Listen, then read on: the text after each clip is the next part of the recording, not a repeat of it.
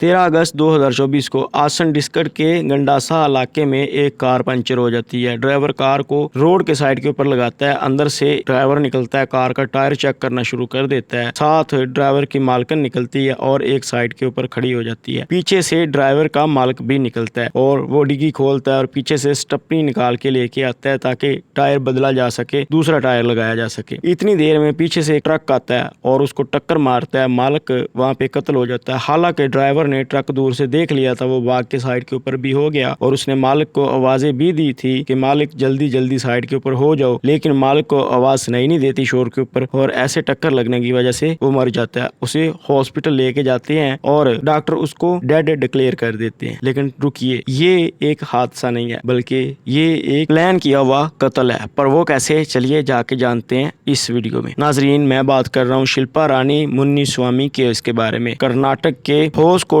इलाके में एक गांव होता है चकगोलिका गांव। नाजरीन, इस गांव में एक फैमिली रहती है, स्वामी फैमिली, जिसमें शोहर मुन्नी स्वामी और उसकी बीवी शिल्पा रानी गोडा होती है। इनकी एक बेटी भी होती है जो मंगलुरु में पढ़ाई कर रही होती है। नाजरीन, ये जो मुन्नी स्वामी होता है इसका काफी बिजनेस होता है। ये टायरों का कारोबार करता है। मोटरसाइकिल के टायर से लेके बड़े ट्रकों के टायर तक हर किस्म की गाड़ियों के टायर इसके पास होते हैं और इसका बिजनेस काफी अच्छा खासा चल रहा होता है। इनके पास खुद की गाड़ियां भी होती है और कार वगैरह भी इन लोगों ने रखी होती है। इनके पास जमीनें भी होती हैं और काफी बड़ी जायदाद होती है और ये काफी अच्छी जमीनों की खेतीबाड़ी भी करता है। अक्सर यूँ होता है, जब भी कोई त्यौहार आता है तो इनकी बेटी जो मंगलुरु में पढ़ रही है वो मंगलुरु से यहाँ पे चकगोलिका आ जाती है और त्यौहार वगैरह अपने घर में मनाती है। अक्सर ये भी होता है कि ये शिल्पा रानी गोडा और इसकी शोहर सुनामी गोडा अपनी बेटी को मंगलुरु भी मिलने चले जाती हैं। ऐसे ही इनका 13 अगस्त 2024 को मूड बनता है कि अपनी बेटी को जाके सरप्राइज देते हैं और मंगलुरु उसको जाके मिलते हैं। यूं ये मंगलुरु चले जाते हैं, अपनी बेटी को मिलते हैं। मिलने के बाद वापस आ रहे होते हैं। इनके साथ इनका एक ड्राइवर होता है और इसकी बीवी शिल्पा रानी गोडा होती है और खुद ये मुन्नी स्वामी गोडा भी होता है। नाजरीन, ये चलते चलते जब आसन डिस्कट के गंडासा के इलाके में पहुंचते हैं तो इनकी कार पंचर हो जाती है। ये रोड की साइड के ऊपर कार लगाते हैं और ऐसे ड्राइवर जो होता है वो आगे वाला व्हील खोलना शुरू कर देता है जो पंचर हुआ होता है। ये पीछे से डिग्गी से स्टपनी लेके आता है, यानी जो स्पेयर टायर पड़ा होता है वो लेके आता है बदलने के लिए। अभी ये रोड के ऊपर खड़ा होता है टायर निकालने के बाद। पीछे से एक तेज रफ्तार ट्रक आता है। ड्राइवर उस ट्रक को देख लेता है, वो जल्दी जल्दी साइड के ऊपर हो जाता है, लेकिन ये मुन्नी स्वामी जो होता है ये ऊपर ही खड़ा रहता है। हालांकि ड्राइवर इसे आवाजें भी देता है लेकिन इसको पता नहीं चलता और यूं ट्रक इसको कुचल के आगे निकल जाता है। यहाँ पे जल्दी जल्दी ये शिल्पा रानी जो होती है ये भाग के पुलिस स्टेशन जाती है, उनको इत्तला देती है और FIR दर्ज करवाती है कि ऐसे कोई ट्रक वाला, नामालूम ट्रक वाला मेरे शोहर को टक्कर मार के चला गया। इसका शोहर जो था, रेस्क्यू गाड़ी उसको हॉस्पिटल भी ले जाती है। पुलिस भी इसकी बीवी शिल्पा रानी के साथ हॉस्पिटल पहुंचती है। अब जो इनका कार ड्राइवर था वो भी हॉस्पिटल पहुंचता है। अब कार ड्राइवर के भी बयान लिए जाते हैं। उसके भी यही बयान होते हैं कि ऐसे पीछे से ट्रक आया और मालिक को टक्कर मार के चला गया। शिल्पा रानी जो होती है उसके भी यही बयान होते हैं कि पीछे से ट्रक आया और मेरे शोहर को टक्कर मार के चला गया। अब इनकी कार भी आगे से डैमेज होती है, ट्रक की टक्कर भी आगे लगी होती है इनकी कार को। तो पुलिस इन्वेस्टिगेशन करनी शुरू कर देती है। अब इसकी बीवी जो शिल्पा रानी थी उसकी हालत बड़ी खराब थी, बड़ी गमगीन थी। इस वजह से पुलिस वाले ज्यादा उससे पूछ-गूछ नहीं करते और इसकी पोस्टमार्टम रिपोर्ट के लिए इसके सैंपल ले लिए जाते हैं और उसके बाद डेड बॉडी जो मालिकों को दे दी जाती है। अब मालिक जो होते हैं, इसकी बीवी वो डेड बॉडी अपने घर ले जाती है और यूं जाके सब रिश्तेदारों को पता चलता है, सब लोग आते हैं, इसका अंतिम संस्कार कर दिया जाता है। यहाँ पे पुलिस वाले जो होते हैं उनको सामने नजर तो आ रहा होता है कि ये एक हादसा है, एक हादसा हुआ है, जानबूझ के इसको कत्ल नहीं किया गया। इस वजह से वो ज्यादा ध्यान नहीं देते, पर फिर भी ट्रक वाले को तो ढूंढना ही था। लिहाजा ये आगे वाला जो टूल प्लाजा होता है उसमें देखना शुरू कर देते हैं कि कौन सा ट्रक होगा और ड्राइवर से भी पूछते हैं तो वो बताता है कि उस ट्रक में ये चीजें खास थी। हालांकि उसको ट्रक का नंबर तो नहीं पता होता, लेकिन जो ड्राइवर ने निशानियां बनाई थी उस निशानियों के ऊपर वो काफी ट्रक रोकते हैं। रोकने के बाद ऐसे पूछ-गूछ करते हैं तो एक ट्रक जो होता है वो मिल जाता है उसका ड्राइवर। वो कहता है कि हाँ, मुझसे ये गलती हुई, मैं सर तेज रफ्तारी में आ रहा था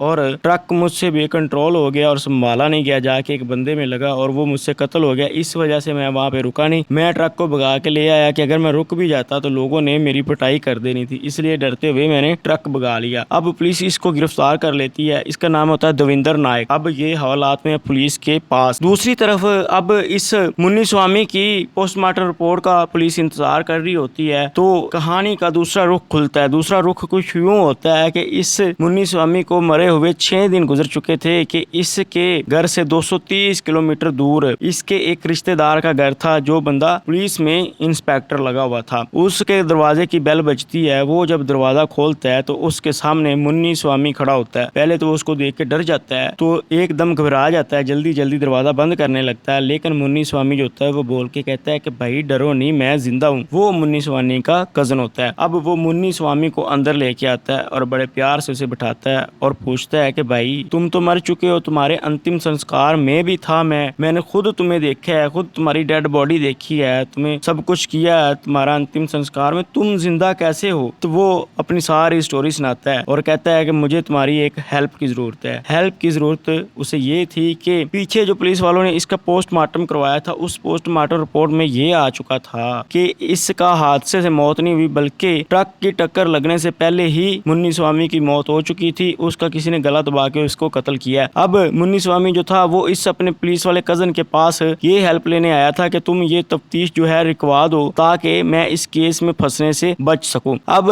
मुन्नी स्वामी का जो कजन था, सब इंस्पेक्टर जो इसकी बात सुन रहा था, वो कहता ठीक है। वो बड़े तहम्मुल के साथ इसको बिठाता है और यकीन दिलाता है कि तुम परेशान नहीं होना, तुम यहाँ पे बैठो। और वो घर से बाहर जाता है और अपने करीबी थाने में रिपोर्ट करता है, उनको फोन करके कि जल्दी जल्दी इधर आओ, फलां बंदा उसको गिरफ्तार करना। लिहाजा वो कुछ सिपाही मंगवाता है और उसको गिरफ्तार करता है, हवालात में बंद करता है। हवालात में बंद करने के बाद वो गंडासा पुलिस के साथ राब्ता करता है और उनको बताता है कि भाई जिस बंदे को तुम लोग इंसाफ दिलाने के लिए केस लड़ रहे हो, वो बंदा तो मरा ही नहीं, अभी जिंदा है, यहाँ पे आओ हमारे पास और अपना मुजरम लेके चले जाओ। अब गंडासा पुलिस अपने इलाके से 230 किलोमीटर दूर जाती है उस थानेदार के इलाके में और इस मुन्नी स्वामी को गिरफ्तार करती है और यहाँ पे लेके आ जाती है। अब ये गंडासा पुलिस जो होती है इनके घर जाती है पूछ के लिए कि इसकी बीवी से पूछें, तो आगे जाके पता चलता है कि इसकी बीवी शिल्पा रानी गोडा जो है वो तो घर ही नहीं है, वह घर से भाग चुकी है। अब इनका जो ड्राइवर था उससे पूछने के लिए पुलिस उसका पता लगाती है, तो पता चलता है कि वो भी घर से भाग चुका है। एक तरफ तो इन लोगों ने ट्रक ड्राइवर को गिरफ्तार किया हुआ है जिसका नाम देविंदर नायक है और वो बोली भी जा रहा है, वो क्लेम भी कर रहा है कि हाँ सर मुझसे गलती हुई, एक बंदे को मैंने कुचला और मैं ट्रक भगा के ले गया। दूसरी तरफ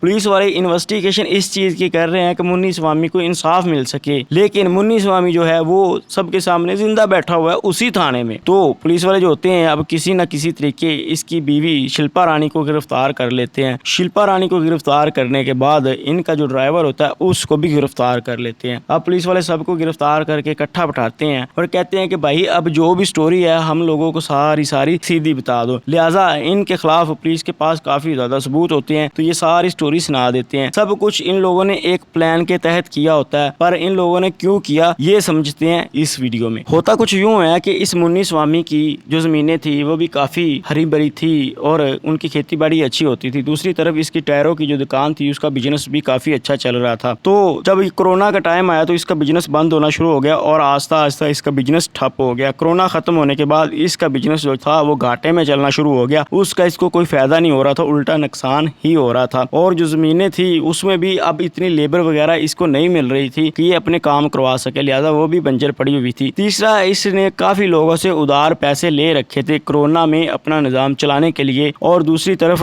अपनी दुकान के खर्चे भी संभालने के लिए। इस वजह से कर्जा इतना ज्यादा इसके ऊपर हो गया था कि ये अब कर्जा चुका नहीं सकता था। इसके ज़हन में एक प्लान आया कि अगर मैं मर जाऊं तो ये कर्ज लेने वाला मेरा पीछा भी छोड़ देंगे, मुझसे कर्जा नहीं मांगेंगे चूंकि मैं जिंदा ही नहीं होऊंगा, और दूसरी तरफ अगर मैं इंश्योरेंस करवा लूं तो मेरी बीवी को वो पैसे भी मिल जाएंगे। ये प्लान दोनों मियाँ बीवी मिल के करते हैं और यूं काफी इंश्योरेंस की कंपनियों को विजिट करता है और काफी ज्यादा पॉलिसियां लेता है। हर नई से नई कंपनी से ये इंश्योरेंस की पॉलिसी लेता है और यूं इसकी 5 से 6 करोड़ की पॉलिसियां बन जाती हैं। अब ये क्या करता है, ये सोचता है कि अब कोई मेरी कद काठी का बंदा मुझे मिले ताकि मैं उसको कत्ल कर सकूं और अपनी जगह उसका अंतिम संस्कार करके ये साबित कर सकूं कि मैं खुद ही मर गया हूं। लिहाजा ऐसे ही इसे एक दिन एक बंदा नजर आता है जो कूड़ा क्रिकेट चुग रहा होता है। उस उसका कोई ठिकाना नहीं होता। बस वो कूड़ा करकट चुगता है, बेचता है, अपना खाना शाना खाता है और जहाँ पे जगह मिल जाए सो जाता है। एक टाइप का वो फकीर आदमी होता है। अब ये उसके पास से गुजरता है तो पहले दिन उसे थोड़ा सा खाना देता है, आगे वाले दिन उसे कुछ पैसे और खाना देता है। यूं करके ये अपने कपड़े भी लेके उसको जाके देता है और ऐसे काफी चीजें वगैरह उसको देनी शुरू कर देता है। यूं ये जब भी उसके करीब से गुजरता है उसे अपनी कार में भी अब बैठा लेता है, उसको शहर में घुमाता फिराता भी है, अच्छे रेस्टोरेंट से खाना भी खिलाता है और अब ये अपनी बीवी भी साथ लेके आना शुरू हो गया। मियाँ और बीवी आगे गाड़ी में बैठे होते हैं, पीछे ये उस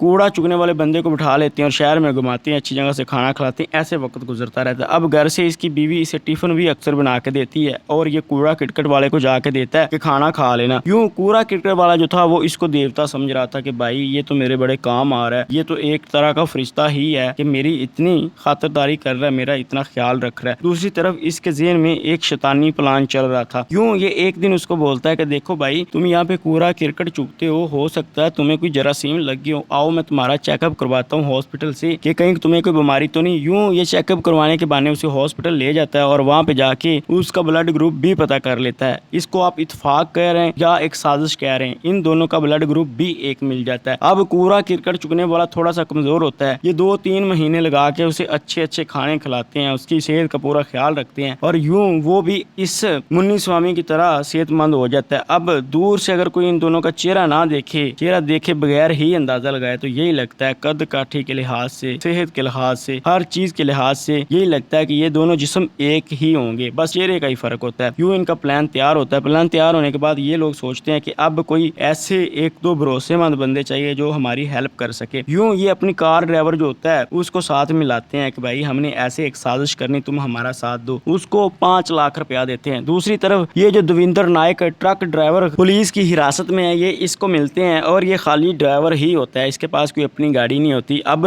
ये मुन्नी स्वामी जो होता है इसको लालच देता है कि भाई मैं तुम्हें एक अपनी गाड़ी लेके देता हूँ। इसे ये खुद का एक ट्रक ले देता है और कहता है कि तुम मेरा काम कर देना, ये ट्रक तुम्हारा, इसको हमने हादसे के लिए हादसे के तौर के ऊपर इस्तेमाल करना है, उसके बाद ये ट्रक तुम्हारा। और साथ ये 5 लाख रुपया भी उसको देता है कि जब पुलिस इस चीज की इन्वेस्टिगेशन करना शुरू कर दे तो तुम जल्दी जल्दी पुलिस की हिरासत में आ जाना और कबूल कर लेना कि हाँ ये गलती मुझसे ही हुई है और अपना लाइसेंस पेश करके 2 महीने में बाहर आ जाना। ये खर्चा तुम्हारा होगा उस केस के ऊपर, ये 5 लाख रुपया वो है। ऐसे ये 5 लाख रुपया एक बंदे को देता है ड्राइवर को और साथ एक ट्रक लेके देता है और साथ 2 बंदे और तैयार करता है जिसमें एक लड़के का नाम होता है सुरेश और दूसरे का नाम होता है वासन। ये उनको भी अपने साथ मिलाता है और उस दिन यूं करता है कि ये अपने साथ अपना ड्राइवर लेता है, साथ वो सुरेश और वसन लेता है, अपनी कार में बैठाता है और ये इस गंडासा इलाके की तरफ चलना शुरू हो जाता है। रास्ते में ये कूड़ा क्रिकेट चूगने वाले को भी अपने साथ बिठा लेता है। अब ये वासा के करीब आके एक बंदा बाहर निकलता है किसी तरीके से कि गाड़ी की हवा वगैरह चेक कर लूं और यूं वो आगे वाले टायर में सुबह मारता है और उसे पंचर कर देता है। पंचर करने के बाद ये सारे लोग बाहर निकलते हैं और उस कूड़ा क्रिकेट वाले को पकड़ लेते हैं। रास्ते में इन लोगों ने रस्सी खरीद के भी डिग्गी में रखी होती है, रस्सी निकालते हैं और उसका गला दबा के उसको कत्ल कर देते हैं। कत्ल करने के बाद इन लोगों ने 3-4 किलोमीटर पीछे दविंदर नायक को ट्रक के ऊपर खड़ा किया हुआ था कि जब हम लोग तुम्हें फोन करें तुम ट्रक लेके आ जाना। यूं वो ट्रक लेके आता है, ये सामने रोड के ऊपर उसको लेके खड़े हो जाते हैं। जब ट्रक बिल्कुल करीब आता है तो ये सामने फेंक के साइड के ऊपर हो जाते हैं और ट्रक उसको कुचलता हुआ आगे गुजर जाता है। अब पुलिस वालों ने छोटी छोटी काफी चीजें नोटिस की थी। जब इसकी पोस्टमार्टम रिपोर्ट तैयार हो रही थी तब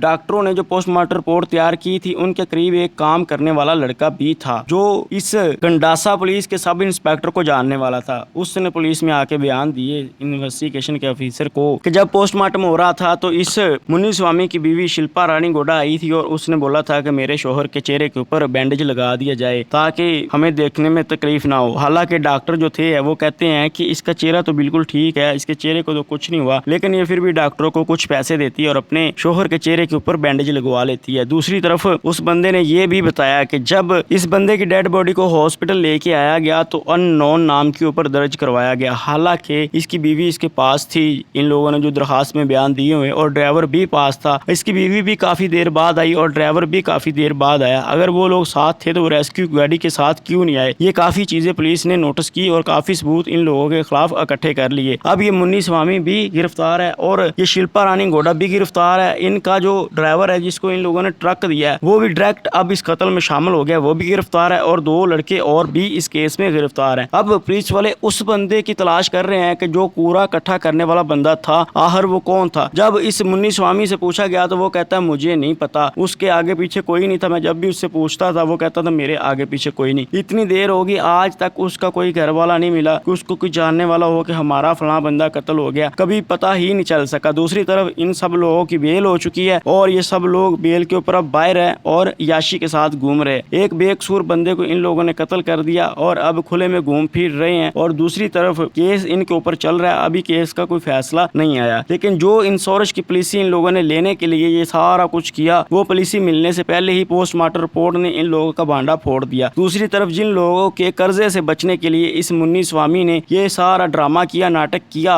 वो कर्जदारों को भी पता चल गया और इसको वो कर्ज भी देना पड़ा और आज भी वो कर्जदार इसके पीछे हैं। तो फिलहाल इस स्टोरी को यहाँ पे खत्म करते हैं। आगे जो भी अपडेट आएगी मैं आप लोगों को लाजमी बताऊंगा। मुझे इजाजत दें। वीडियो अच्छी लगे तो लाइक करें, चैनल को सब्सक्राइब करें। अल्लाह निगहबान।